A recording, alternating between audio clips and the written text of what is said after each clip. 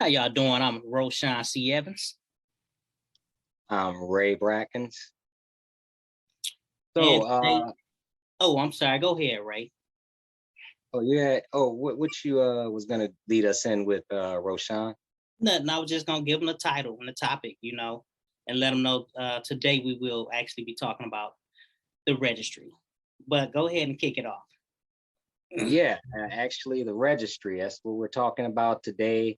Kind of just want to delve into your experience with, going through that process because I find it intriguing that, in any other facet of law, for instance, if you were to get a marijuana, let's say a marijuana misdemeanor, um, you would essentially finish your sentence. You'll be discharged of everything and you'll be able to eventually expunge it, you know. But that's a much lower level offense. Let's say if you got like let's say theft of some sort, a little bit more serious, felony. Um, in some instances, once you discharge your sentence from that, you might be able to expunge it. Right. Now, fast forward to your situation. I mean, Uh, for me, and I apologize for cutting you off, but the registry is crazy. Just the whole, I'm gonna put your information on the internet for everybody to see. But go ahead. I didn't mean to cut you off. no, you make a good point. It goes right to what I say. Like you could complete a number of others. You could be sentenced for numerous other crimes and complete your sentence to the end. Let's say you did everything right. You paid all your fees, you attended all your classes or whatever meetings we were required. You good, they say you're free. But when the condition is you have to register as a sex offender, in most cases, if I'm not mistaken, that particular stipulation is lifetime. So whether your sentence is 2 years or 50 years, you have to stay on the registry. You have a requirement to check in with your local authorities every year? Some people, Different. I think it's Different. even, yeah. So, just put in perspective, I agree 100%. It's crazy that we live in a society where you're supposed to be able to pay your debt to society if you've committed a crime and move on. With this particular avenue of crime, they've, in my opinion, created a subclass of our community where if you basically committed any other crime, in the name of, let's say, feeding your family or whatever, things like that. And there might even be instances where, let's say there's a sex crime for, you might be accused of something more serious that was money related, but you have to register, in the sex work industry or something like that. I don't know, but there's different facets of it. For me, it's crazy that they don't have a better exit strategy for that. It's like once you're labeled that, you're labeled that for life until you die. So my thing, right, is all the different reasons that could cause somebody to actually be on a registry, right? So I'm sitting here as you talk and I'm writing. We have public lewdness, meaning, somebody was urinating outside. All the time people don't have access to a bathroom regardless, or whether they're homeless or not, whatever the case may be, right? You got child porn, right? Or, porn, child porn. You have touching a minor, right? But then when you look at touching a minor, you also think of, things like, okay, like each state have a different age, uh, Age of consent. right. And it's like, okay, over here is 16, over here is 17. And it's like, okay, depending on the state, depend on the consent, but then yet at the same time, depending on the age of consent, you also have people who like maybe say like they in the same age gap, they're peers, but yet, you just above uh, another age guideline, which differs from state to state. Okay, here, 16, you're an adult. Here, 17, you're an adult. Here, 18, you're an adult. And it's like, okay, what is the age of an adult? What is the age of a minor? What is the age gap of people who not supposed to be able to touch each other? Like, and just thinking about angry parents. Yes, I go back towards the angry parent scenario all the time. I actually dealt with it personally, you know. But then you have other cases that get you on the registry as well, like actually raping somebody, right? Or just the accusation of something, of one of these charges, without anyone doing due diligence to see what actually happened that got people into the situation, whether they signed a plea deal or whatever, not the proper investigation. But every last one of these charges that I read off would get you on a lifetime punishment, right? Right. You might have people that say, well, I completed my registry in 10 years, because they may have caught a case as a juvenile and, they gave them a 10-year span to complete, the process. But yet, even with that, it's like, okay, what age is a juvenile? It differs from state to state, right? And it's like, okay, no matter what kind of charge you get, regardless, you're always going to be considered and labeled as, if you catch one of these charges, and all of these charges is different. And the one that really gets me is just the accusation without the due diligence to see if someone is innocent or not. That ruins your life forever. And this is why I say the registry as a whole does more harm to communities, and it's unconstitutional in so many different ways, because regardless of the offense, you're in the system pretty much for the rest of your life. Like, you have people. It's a scarlet letter, basically. It is. It is. It is the real life scarlet letter. You might not have to wear it on your apparel, but it shows up in all your documentation if you're trying to find a job, get housing, different things, we may be covering here in the future. But it's there, and you have to maintain it, because it's not just going to sit there. You have to check in with the authorities regularly so that they'll know where you live, where you work, what you drive. Everybody can see this. Like this is public information. Public information. Anybody from anywhere at any time can just go on the local state registry, look up your name, and bam. And nowadays, I think, if I'm not mistaken, they could just Google it. Mm-hmm. Yep. It's even harder to bury it in the past, So, for a lot of people, we live in a society where people have broken laws, for better or worse, whether it was a necessity in case like shoplifting, because you can't afford the things that you need to buy, or it could have been recreational. You wanted to have some fun, and the law caught up with it. We all do it. We're Americans. What is this country about? Freedom.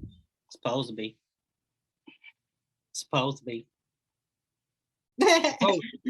Look, let me tell you one of the ones that really get me, right. Like, I'm always stressing about, angry parents, because again, I have personal experience with that. But one of the cases, not one, actually, I've ran across this one quite a bit, you know, and that is the entrapment that actually get people sucked into the registry. And it's crazy because again, like when you go back to like the guidelines of what's a minor, and it's different from state to state, and what's an adult, which is different from state to state. Like the entrapment that I've been seeing or hearing, or people have been telling me about, is instances where, law enforcement is posing, as an adult on an adult website or some kind of adult chat, and then come back and say, okay, well, actually, I'm not this age, but I'm that age, which is under, the law of the age of people who can consent, or be on these adult chats, right? And then the people that they are talking to, the people law enforcement is talking to, like disengage and disengage and continuously disengage and say, no, never mind, stop, quit. And law enforcement continues to pursue people online, waiting for you to just say something that they can consider you a threat or danger to somebody's kid, when they are like the ones that won't leave you alone. And it puts people in a position of, you know, um, of being like, let me pause. Some of these Well, people, like even with the age gaps, right? So one, these numbers, the number game, like from state to state, it kills me from adult to minor, right? Because it keeps changing. But then yet the gap, like these Romeo and Juliets, like, okay, well, like I'm actually still your peer, but yet I'm under that gap and I will not leave you alone. And I'm telling you, but you continuously pursue me as law enforcement posing, that ultimately ends up getting people on a registry. And it's what is funny, you mentioned kind of like with a version of, and I don't know if you remember the old TV show To Catch a Predator with Chris Hansen. right. It was that was a hot show. People love the idea of perverted justice catching people in the act of pursuing young minors, because it to them felt like they were catching the scum of the earth, and it was being broadcast for America to see. They even made a parody of it on Boondocks with Fleece Johnson.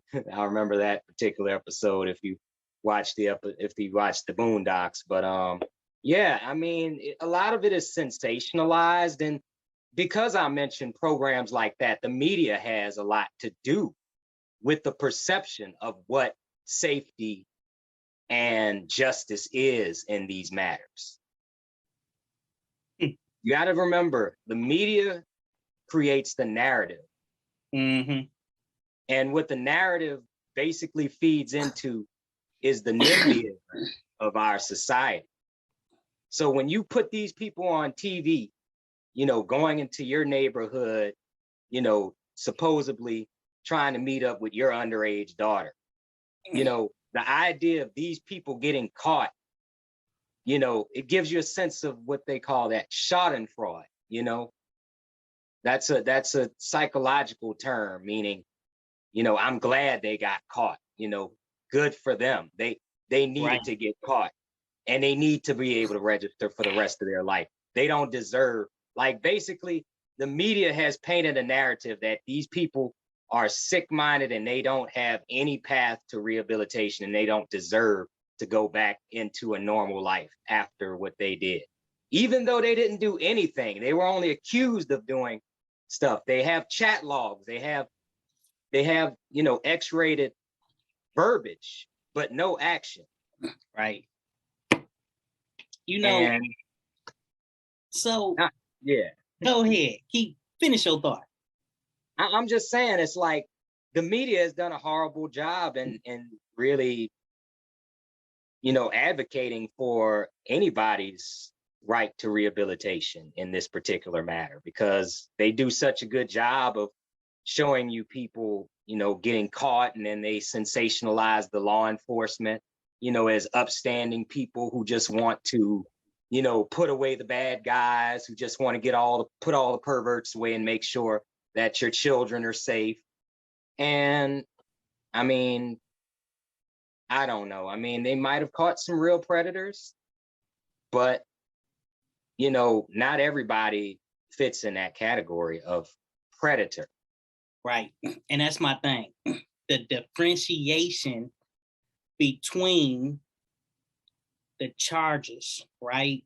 So like it to me it seemed like the registry would have or should have been actually created. I mean, according to what I hear them say it's supposed to do, it's like the sex offender registry is supposed to be for violent offenders, yet like everybody makes it to the registry and everybody makes it to a never ending list. Like it's supposed to be for violent offenders, yet everyone has to register, regardless if you was entrapped, regardless if somebody put something on your computer like child porn, regardless if you was touching a minor or touching a minor while a peer, because both of y'all are still actually minors, from the point of you actually raping somebody, right? Regardless of the charge, whether it's public lewdness, you make this list, and this list is supposed to be for violent offenders, right? But and the only way you can escape this list of public registry or public registration, you have to be either rich and famous. I don't know how it works, or where they draw the line of who get charged with what, who information don't get publicized or anything like that. But if this list was meant for violent offenders, and I ain't agreeing with the registry in no way, because I truly believe it need to be abolished. I don't think nobody's information should be online for the world to see, because it certainly do not create a safer environment, especially when you targeting people with a stigma that people don't understand. But if this is supposed to be for violent offenders, then, and if it's supposed to be protection or protection of the community from violent people, then, just thinking of the things that we get charged for, that's violent offenses, like murder, capital murder, attempted murder, armed robbery. People are actually charged with carrying a concealed handgun, and they get felony charges. And yeah, you don't have to be violent to carry a gun, but yet you have the potential to be violent. If you have that handgun, you got charged with something that you could be very violent with, or public intoxication, right? So like, I could be wrong, but public intoxication or DWIs, things in that sense, you don't necessarily have to be violent to be publicly intoxicated. But yet, if you are incarcerated behind public intoxication, then 9 times out of 10, something had to happen to where it was a scene that caused them to mess with you. Maybe. It seemed like that's what would happen if you're publicly intoxicated, because they're not just gonna mess with you, for no You reason. have to be visibly intoxicated and causing issues, because I mean, being from New Orleans, public intoxication is part of the culture. Yeah. There's no open container laws there, especially the closer you get to downtown. That too. Okay, that's a good one. Put open containers. But can you tell me, if the registry is supposed to be for public safety, or to keep violent offenders under a radar so they do not commit violent offenses, then why is this the only charge that come with a registry? No murder, No attempted murder, no aggravated robbery. I can tell you the history. Can you make it make sense? Yeah, I kind of make it make sense. It makes sense for why and how it was done. It was under the influence of one Mr. John Walsh, very known for America's Most Wanted, very trusted voice. His son was abducted, unfortunately, violently assaulted and murdered. And the Adam Walsh Act was created. That was something of his doing. I can't remember if it was before or after, but I know the registry basically, because of what happened to his son, and because he was such a well-liked, well-trusted member of the media and someone that a lot of households looked to keep them safe and keeping them informed and who they needed to be afraid of out there. His influence alone, because you look up the Adam Walsh Act, John Walsh's son, that's where it started. That's where the whole public safety thing started. That's because John Walsh pushed for it, because he was the one keeping your eyes on America's most wanted criminals. So if he said this law is good for American public safety, who's going to go against that? And he's been that proponent because of John Walsh. So should we not be aware of all the possible community threats? Why is this one singled out and not layered and everything is put into one box? Public lewdness, touching a minor, angry parent, rape, entrapment, child porn. All in one box for a lifetime registry that people view as a violent offense, even if you never even had interaction with people. Should we not be aware of any other charge? Is there any other charge that and again, I'm not advocating for a registry of any other sort. I'm trying to make it make sense as to how this is legal. Well, it's simply legal because as long as you have politicians that are pushing for the children, that's really what's been, they use the children as a pawn in being able to sustain these laws. Children get murdered? Children get murdered, yeah, there's injury to child, but that one particular instance that they have a good they have a good way of painting a picture of, the guy hanging in the park, touching himself, the person, perusing your neighborhood while your children are riding freely on the bike. They like I say, the NIMBYs, not in my backyard. They like to be able to cruise that directory and say, oh, my neighbor is one of them. I'm going to make sure I keep an eye on them. They have those neighborhood vigilantes, One name that comes to mind is George Zimmerman. But yeah, just because people want to create a second-class citizen. I'd say a third class. Or third class. Or fourth class, really. Or just, that. But it's beyond second class at that point. I would say third class, because second class meaning somebody who is able to be rehabilitated and live an economically sustainable life without any extra barriers put in front of them. But when you add this registry, that puts an extra barrier in front of everything you try to do, whether it's buying a house, getting a job.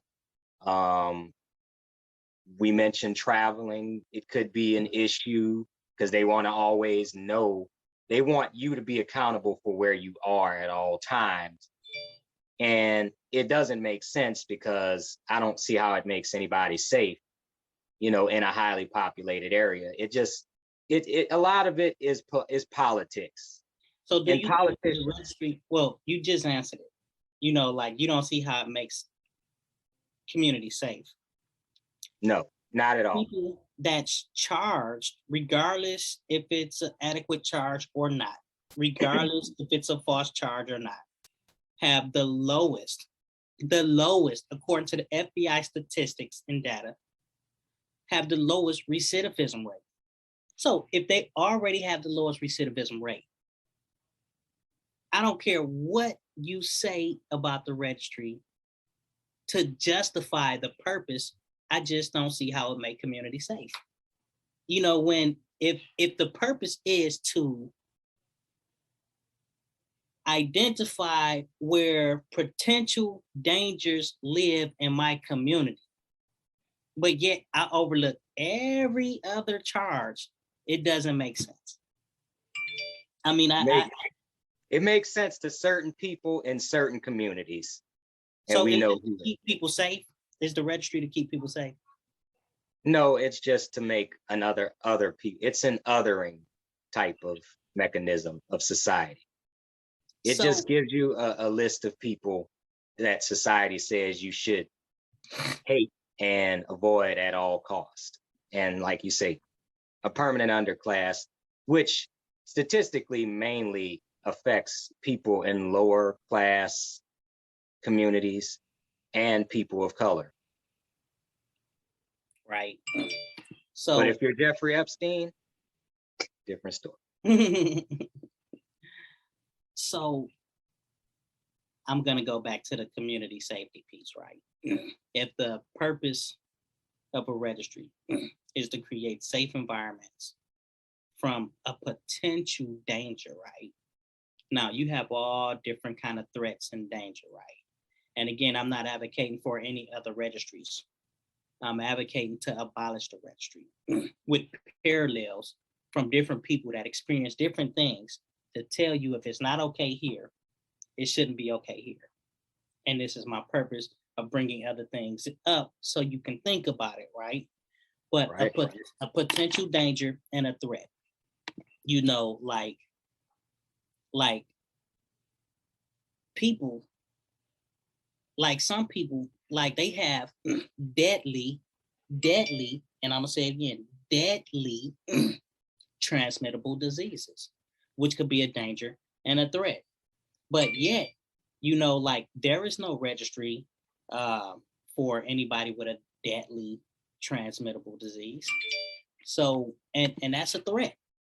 That's a danger. It could be, like somebody can do something to you and you have no idea that now from that moment on, your life is fading faster than what it would have faded if you hadn't had certain contact with certain people. There's no registry for that. So I'm trying to figure out, where do we draw the line in the sand on safety in a registry? I mean, a simple solution for me would be, Abolish it. well,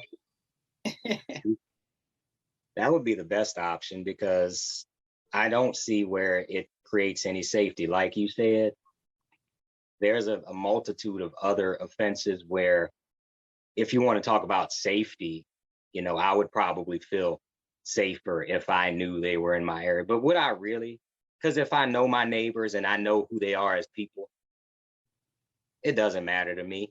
And I'm sure in your circles that people that you've met, once they learn that about you, it doesn't change who you are. We're supposed to be a society where people can change for the better. But yet when you have this particular label, it not only impedes you, it impedes everybody around you. Because you got to remember, some of these people, if you're not so lucky, you have to live in a family house. And who's more in danger? The people around you or your family with all of their information for the public to see? Because they're harboring a predator. Right. So when you have to have that sign on your front lawn, if you live in some communities, who is that more harmful to? Who is that? Who is that more? Who is that saving? You? Who is that? Who is that really saving? Is it gonna just make you say, stay away from that house because of that sign? Hmm. Or is it gonna hurt the child or the wife of that person who has gotten to know them for a different person, and they have to be reminded of the past every time they look at that sign? Right. Right. So yeah, So we about abolish it all time. would be the best option, but for the middle ground, if you want to go bipartisan, make the thing fall off when your sentence ends. Simple.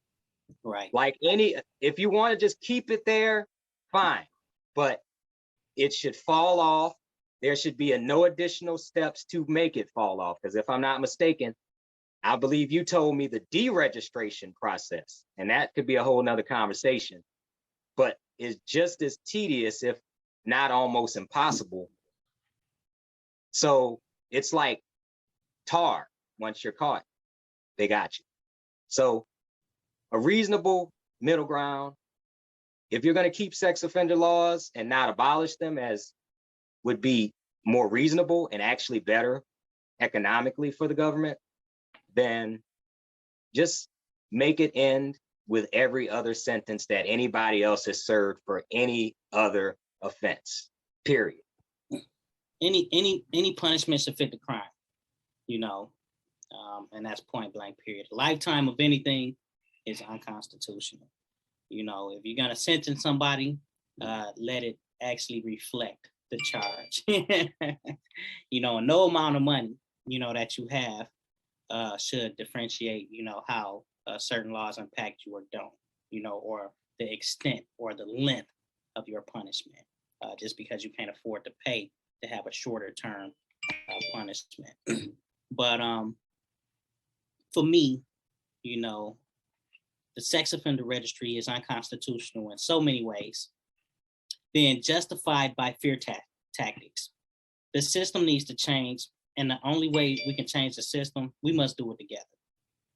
People with unjust cases need to speak up and speak out for educational purposes, like this moment here. People that create false accusations must be called out and identified. We need to point them out.